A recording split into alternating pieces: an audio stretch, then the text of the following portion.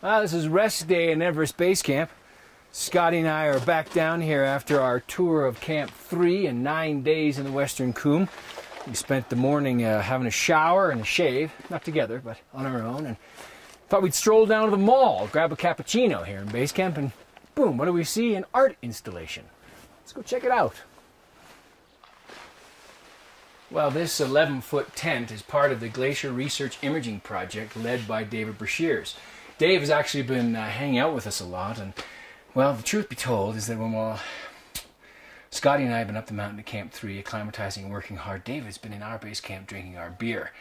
And interestingly enough, he's not here today. Now, we're suspecting he's either gone down the valley to get that beer and bring it back, which we hope, or he's run and hidden, which we hope is not the case. But regardless, what he has done here is impressive. He's essentially collected a bunch of archival photographs. This one from 1921 of the main Rombuck Glacier taken by Major Wheeler. You see, for example, how the glacier pushes all the way into the valley here. Compare that to the photograph that David has taken where the glacier, stops long before the bottom of the valley. Now, if you know David, you know that he has worked hard to find the exact spots so that one can accurately compare and contrast. Now, this art exhibit has been in part funded by Dick Bass. 80 years old, he's somewhere down the valley here celebrating the 25th anniversary of his climbing of the 7 summits. Apparently the first to have done so.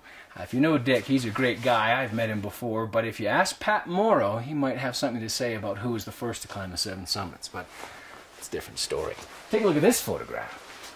Not only are these rivers of ice receding closer to the mountains from which they have fallen, but take a look here. Look at this cliff right here. This is where the ice touches. If we sneak down to the photograph that David took, this was the top one, but the original photo was taken by Mallory. And now, here's that cliff point where the ice touched before, yet now the ice, hundreds of feet below.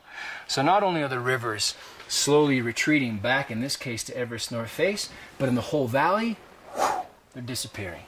So ultimately, regardless of where you happen to sit on the debate of global warming, these photographs powerfully depict the disappearance of these rivers of ice.